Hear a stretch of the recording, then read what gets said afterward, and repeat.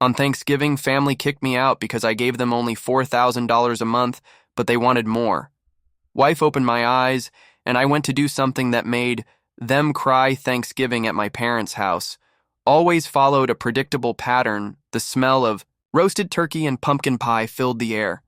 Laughter echoed through the rooms, and my parents, along with my two younger brothers, Jason 18 and Matt 20, made sure to catch me up on everything going on in their lives.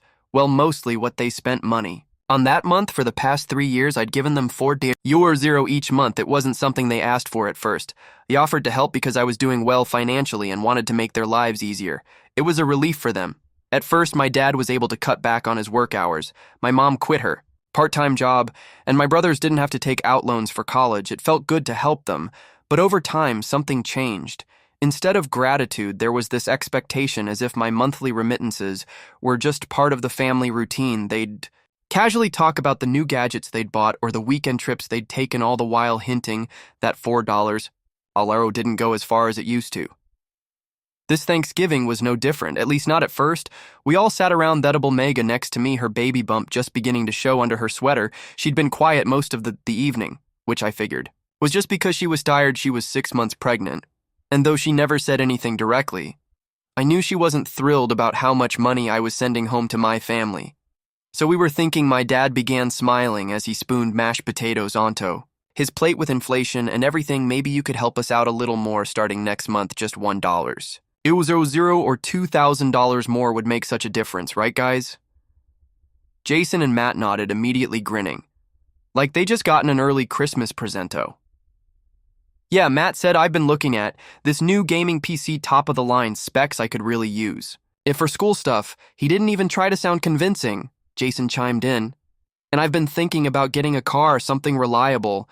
You know, it would help with my classes. He didn't mention that he dropped out of his first semester a month ago and was exploring his options. All three of them looked at me with such confidence, as if they already knew my answer. My dad even chuckled and added, "You've always been so generous. We're lucky to have you, son." I glanced at Megan, who gave me a small, almost imperceptible shake of her head. That was all I needed to steel myself for what I was about to say. I can't do that, I said, my voice steady. Actually, I have to cut back. Things are tight right now with the baby on the way, and I can't keep giving you $4 a month starting next month. I'll have to cut it to $2,000. The room fell silent. My father's smile disappeared, replaced by a furrowed brow. My mother's fork clattered on her plate. Jason and Matt exchanged wide-eyed glances before Jason broke the silence. Wait, what, you're cutting it in half? He looked genuinely offended. I'm sorry, I said, Megan, and I need to think about our future. It's not that I don't want to help, but $4 is a lot, and we just can't afford it anymore. My mother let out a dramatic sigh.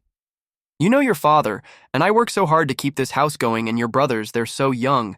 How can you expect them to focus on their future when they're worried about money? They're 18 and 20. I said they can get part-time jobs or something. I'm not saying they have to support themselves completely, but they should contribute. Matt crossed his arms. You don't get it. It's hard to find the motivation to do anything. Right now, jobs suck and school is a drag. Why should I bother when I can't even see a clear path forward? And what about me? Jason added. You think I want to flip burgers or bag groceries? That's not who I am. Father pointed his fork at me. You've always been the responsible one, the one we could count on, and now you're just cutting us off. What are we supposed to do? Work harder? The accusation stung more than I had expected. I'd spent years helping them, not because I had to, but because I wanted to, and now it felt like none of it mattered. They weren't just ungrateful.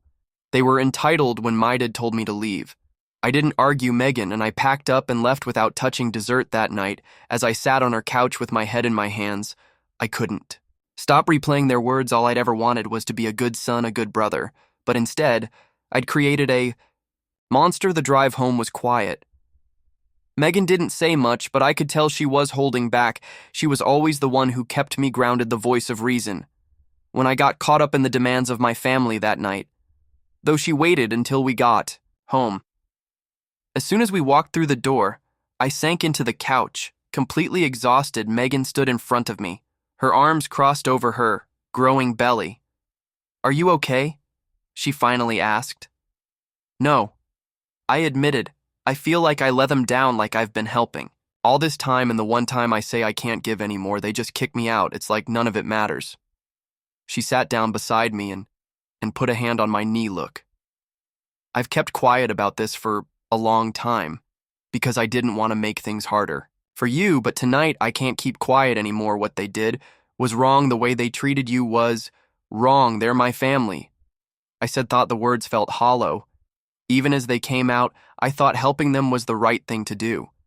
It was, she said, but they don't see it that way anymore. To them, it's not help, it's a paycheck, and now they're angry because you're putting our family first. You, me, and our baby. Her words hit me like a ton of bricks.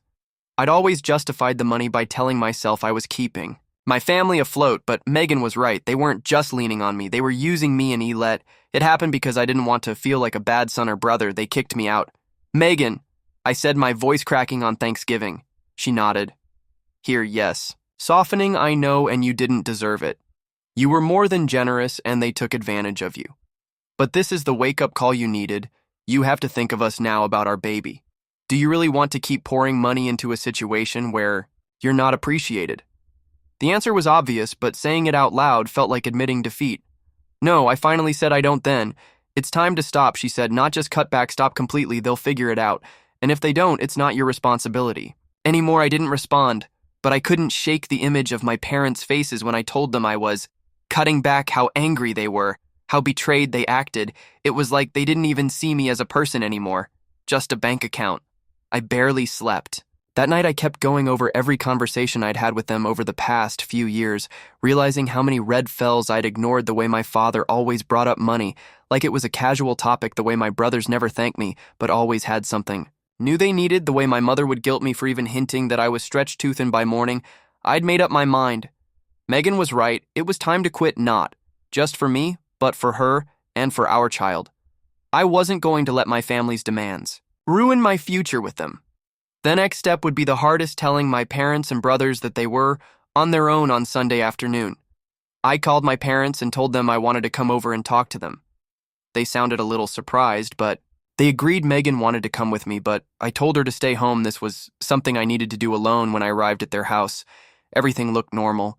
Jason's car was parked randomly in the driveway, and through the living room window I could see Matt sitting on the couch with his gaming headset on, probably yelling at some kid on the other side of the world. For a moment, I wondered if I was making too big a deal out of this. Maybe they'd understand if I explained things calmly. Maybe they'd even apologize for the way they acted on Thanksgiving. That hope lasted about 30 seconds as soon as I walked in. My mom started talking as if nothing had happened. Oh, good, you're here. We were just checking out the Black Friday deals. There's this PIO said that your dad and I have been eyeing so nice, and the boys found some things they'd like for Christmas. She handed me a piece of paper with links printed on it as if I were Santa Claus and not her son. I didn't sit down, Mom. I'm not here to talk about Christmas lists. I'm here because we need to have a serious talk. That got her attention. My dad muted the football game, and Matt took off his headset. Jason came in from the kitchen still chewing on something. They all sat down and looked at me expectantly. I've been doing a lot of thinking, I began, and after what happened on Thanksgiving, I realized that I need to make some changes. I've been helping you for years, and I don't regret it, but Megan and I have a baby on the way, and we need to focus on our family now. So Ace-off right now, I'm going to stop sending you money. The silence was deafening. My dad's face turned red, and my mom's jaw literally dropped. Jason and Matt just stared at me as if I told them I was canceling Christmas. What do you mean, stop sending money? My dad finally asked. You can't just cut us off like that. That's exactly what I'm doing, I said. It's not sustainable. You've had years to adjust. But instead, you've gotten used to it. It's not my job to finance your lifestyle. Matt was the first to explode. Are you serious? So what, we're just supposed to fend for ourselves? I don't even have a job right now, then get one, I said. You're 20 years old, Matt. Lots of people your age work while they go to school. Jason jumped in. This is so messed up, man. We've been struggling, and you know it. How can you just leave us like this? I snapped, struggling. You're not struggling. You sit around playing video games and complaining about motivation while I bust my ass to support you. You know what's struggling? Trying to save for a baby while your family is bleeding. You dry, that's struggling. My mom started to cry. How can you talk to us like that? We're your family. I know you're my family. I said that's why I helped you in the first place, but you took advantage of me, and I can't do it anymore. I won't. Then came the twist I hadn't seen coming. You think we don't know about me again? My dad said suddenly, his voice deep and cold. What are you talking about? I asked, confused. We've been talking, he continued. Your wife has been whispering in your... Or hasn't she filling your head with ideas about cutting us off? I froze. That's ridiculous. This is my decision, is it? My mother asked, her voice shaking. Because it sounds like she's pulling the strings around here ever since she came into the picture. You've been different. You used to care about this family.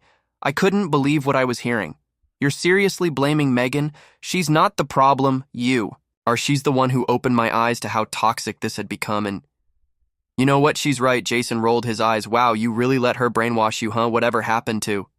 Family first, or does that only apply when it's convenient enough? I said. You don't get to make me feel guilty about putting my wife and child. First, this isn't about Megan. This is about you refusing to take responsibility for your own life. My mother began to sob harder, and my father stood up and pointed a finger at me. If you leave here today and cut us off, don't bother coming back, you'll regret it. I looked him right in the eye. The only thing I regret is not doing this sooner with that. I turned and walked, knocked out the door, leaving them. In stunned silence, I barely made it. To my car, before my phone started buzzing, it was my mom. I ignored the call, then another from Jason, then a flood of texts. They ranged from angry to guilt-tripping to downright manipulative. Mom, we've always been there for you, and this is how you repay. Us, Jason, don't worry. I'll just go live in my car since I guess I don't matter. Anymore, Dad, don't think for a second. You can just waltz back into this family. After what you did when I got home, he felt like I was suffocating. Megan was waiting for me on the couch and looked up as I walked in. She must have seen the tension on my face because she didn't say anything. Right away, she just opened her arms, and for the first time in years, I let myself fall apart. After I told her everything, she remained silent. For a moment before asking, do you think they'll actually cut you off? I laughed. Bitterly, they won't cut me off. They can't afford to. They'll just keep trying to make me feel guilty until I give in, but that's not what happened next. The next morning, I woke up to find my social media inundated with posts from my brothers, and even my parents. Jason had posted a picture of an empty refrigerator with the caption, "Guest family. Ain't what it used to be, thanks for leaving us, bro." Matt had posted some vague story about how some people think money is more important than family, and my mom had written a long dramatic post about how I'd broken her heart by choosing my wife over her. It was humiliating. Friends and even some distant relatives started messaging. Matto asked what was going on. Some people even sided with my family, saying things like, you can't just leave your parents. They raised you, or it's just money. You'll make more. Megan was furious. This is way beyond unacceptable, she said. They're trying to destroy your reputation because they can't control you anymore. She was right. But I didn't know how to fight back every time I tried to explain my side. I felt like I was being painted as the villain. It was exhausting. Then something unexpected happened that night. I got a call from my Aunt Linda. She's my mom's older sister, and she's always been the black sheep of the family, divorced, outspoken, and not afraid to call people out. I hadn't talked to her years, so I was surprised to see her name on my phone. Hey, Linda, I said carefully. What's up? I saw the circus your family's putting on. She said bluntly, I just wanted to tell you, I think you're doing the right thing. It blinked, you do. Absolutely. Your parents have been like this for as long as I can. Remember, they use guilt to control people, and it's toxic as hell. I had to cut them off years ago because they used the same crap on me. I'd heard whispers that she and my parents had fallen out, but I'd never asked for details. Hearing her say it now felt like a weight lifted off my shoulders. Look, she continued. They're going to push every button they can to get you back in line, but if you give in, it'll never stop. Trust me, you're better off without them. Her words stayed with me. I didn't want to believe that my own family was toxic, but deep down I knew she was right. It was as if Megan and Linda had held up a mirror, forcing me to see what I'd been blind to for years. Still, the public spectacle was hard to ignore. And then, just when I thought things couldn't get any worse, another twist came out of nowhere. A few days after my Aunt Linda's phone call, I got another text from my mom. This one wasn't angry or manipulative. It was desperate. I just came back from the doctor. My blood pressure is dangerously high, the stress off. All this has made me sick. I hope you're happy now. We may not even be able to afford my medicine. Please, can we just talk for a second? I felt the old guilt creeping. But then I remembered Linda's words. They'll push every button they can to get you back. Inly, I took a deep breath and knew what I had to do. I called my mom back. She answered, the first ring. Her voice immediately soft and weak as if trying to sound as pitiful as possible. Hi, honey, she said. Thank you for calling. I've been so worried, I know. You're upset, but we can't handle this alone. Your dad and I are getting older and the boys. Dash, I cut her off. Mom, stop. I've already made my decision. I'm not sending you any more money. It's not my responsibility to solve everyone's problems, you dad. And the boys are all able to work. It's time for you to take care of yourselves. There was a long silence, and then she began to cry. You don't understand what you're doing to this family. You're tearing us apart. My health is failing, and now I have to worry about money on top of everything else. How could you do this to me? I felt a pain of guilt, but I forced myself to push through. I'm not doing anything to you. You did this to yourself by refusing to take responsibility. I've been helping 4 years and all. It's done as make you depend. I'm not going to keep enabling that. Her tone immediately changed from tears to anger. Fine, if you want to leave your family, go ahead, but don't come crying, Taus. When things fall apart for you, I won't, I said firmly. Goodbye, Mom. And just like that, I hung up. It hurt more than a thought, even though I knew it was the right thing to do.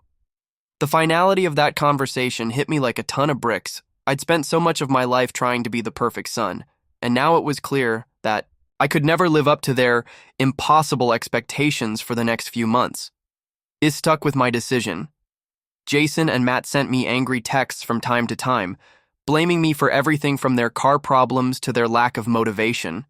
My dad emailed me once saying he hoped I was happy breaking up the family. I didn't respond to any of it eventually.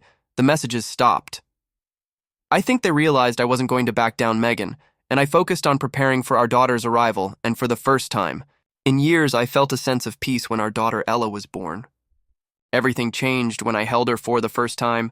I felt the kind of love I'd never felt before. Suddenly, all Thestris and guilt of my family seemed so small and insignificant.